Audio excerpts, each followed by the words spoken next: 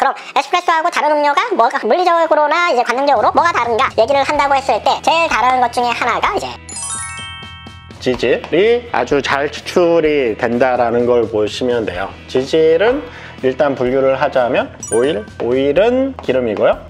팻은 지방이라고 보시면 돼요. 기름과 지방을 합친 용어가 이제 지질이라고 보시면 되고요. 오일이나 팻이 다른 추출 방법보다 이제 더 효율적으로 추출이 되고요. 그리고 추출이 되면서 이제 압력 바스켓이 있으면 물이 들어가면서 일반적으로 약 9바 정도의 압력에 물이 들어가고 나오잖아요. 압력 차이 때문에 분산이 되는 그 효과가 생겨요. 높은 압력에서 낮은 압력으로 가면 분산이 되죠. 이런 방법으로 인해서 안에 있는 그 오일하고 다양한 수분하고 이제 추출에 대한 그런 이런 파티클이라든지 그리고 오일 이런 것들이 이제 다 섞여서 이멀전이라는 상태가 돼요. 이멀전을 한국어로 뭐로 하나 제가 네이버에 찾아봤는데요. 두 가지 수용액이 섞여 있는 상태를 이멀전이라고 이해를 하시면 되고요. 에스프레소에서는 물하고 오일이 뒤죽박죽 섞여 있는 상태라고 보시면 돼요. 아, 좋은 질문이 나왔네요. 기름이랑 지방이랑 다른 거군요. 다른 겁니다. 보통 이게 쓰시면 오일하고 팻이라고 하니까 이해가 딱 되실 거예요. 이게 팻입니다. 예, 이게 지방이에요. 이거 기름이라고 안 하는 거예요. 이거는 지방이에요. 기름은 이제 식용유 같은 게 기름이죠. 그럼 그렇게 해도 감이 안 온다. 상온에서 고체 상태로 있으면 지방이고요. 상온에서 액체 상태로 있으면 기름이라고 생각하시면 이해하기가 편하실 거예요. 참 쉽죠? 예.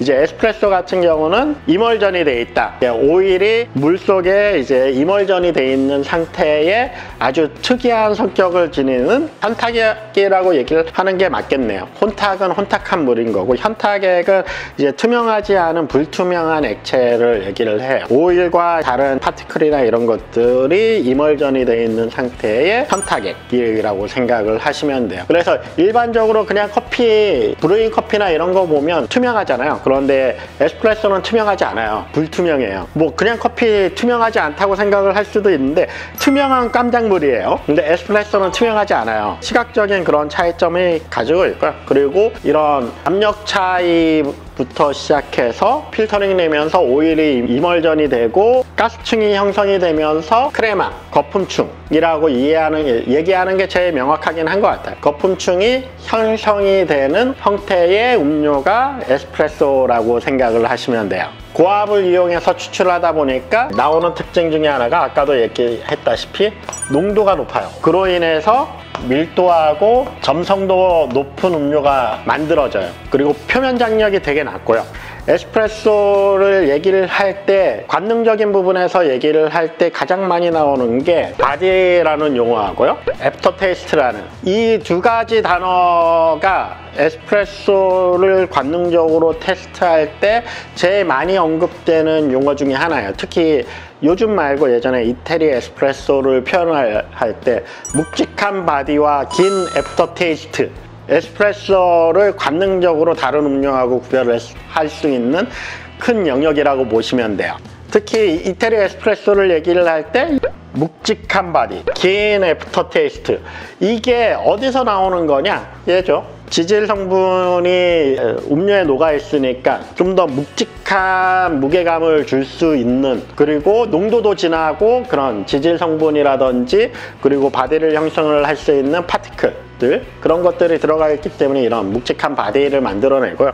그리고 애프터 테이스트, 이 부분에 대해서는 명확히 말을 하자면 테이스트라고 들어가 있으니까 자꾸 맛이라고 생각을 하는데 품위, 액체 다 넘어가고 나서 입안과 뒤에서 올라오는 향, 그 여운을 얘기를 한다라고 생각을 하셔야 돼요. 맛이 길게 남는다라기보다는 향이나 여운이 길게 남는 거를 애프터 테이스트라고 해요.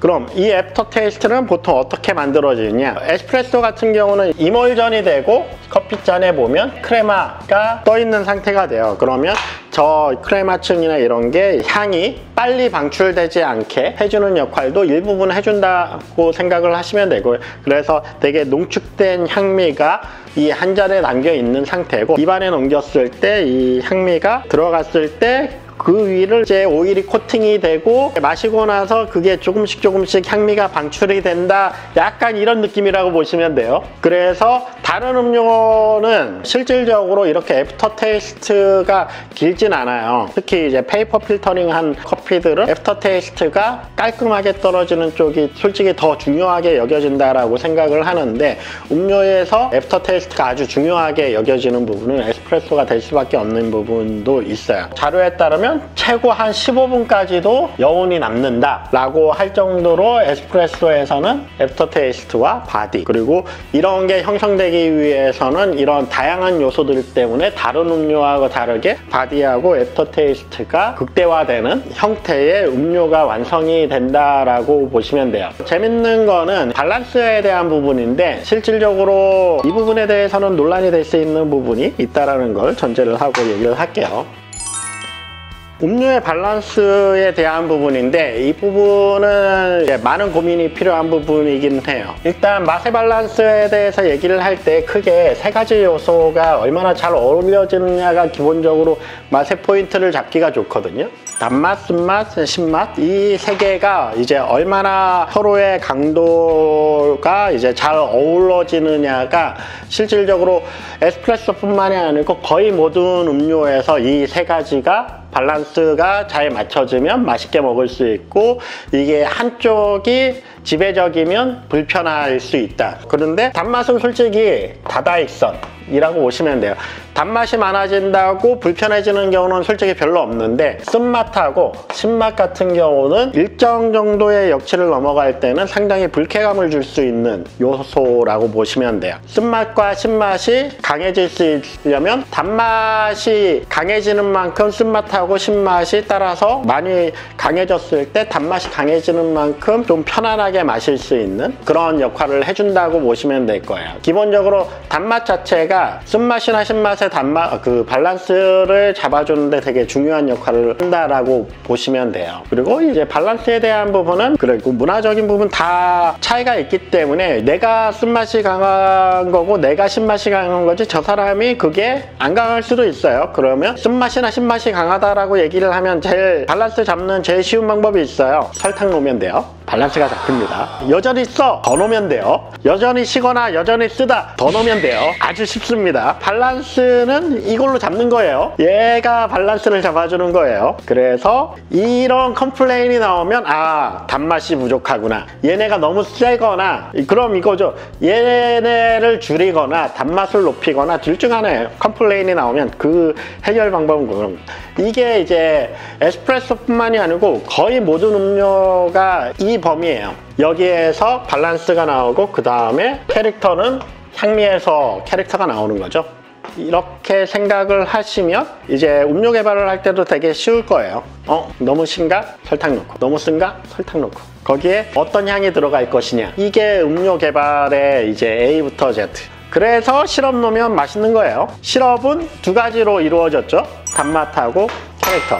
이거 첨가를 하는 건데, 이거를 시럽을 안 넣고 이제 천연과일이나 이런 걸 쓰게 되면 좀 더 고급진, 아, 내가 돈을 많이 내도 될 것 같다라는 생각이 드는 거고요. 이런 시럽 같은 걸로만 하면 이제 관리하기 되게 편해지는 거죠. 뭐 시럽 쓴다고 싸구려는 아니에요. 이 밸런스에 대해서 얘기하다 빨리 단맛, 쓴맛, 신맛 이 세 개에서 어떻게 밸런스를 잡아갈 거냐가 에스프레소 블렌딩이라든지 로스팅, 추출의 전부라고 보시면 돼요. 좋은 에스프레소 만드는 제일 쉬운 방법은 단맛이 잘 나오는 커피를 쓰면 실패할 확률이 줄어드는 거예요. 그래서 단맛이 되게 커피에서 되게 중요해지는 부분이라고 보시면 되고요. 커피에 기본적으로 쓴맛하고 신맛은 있는 거기 때문에 이거를 얼마만큼 살릴 거냐는 이 커피가 어느 정도의 단맛을 가지고 있느냐가 아주 중요한 부분이다 생각을 하시면 될 것 같아요. 오늘의 주제, 음료를 빌드업 하는 데는 이거 3개, 스윗니스, 비터, 이제 액시디티, 이걸로 일단 한번 딱 밸런스 맞춰놓고 향을 넣으면 훌륭한 음료가 나올 확률이 되게 높아진다. 이 정도가 이제 오늘 앞에서부터 쭉 얘기해온 에스프레소의 특징에 대한 얘기와 이제 에스프레소를 어떻게 활용할 것이냐에 대한 얘기를 하기 위한 이 결론을 내기 위한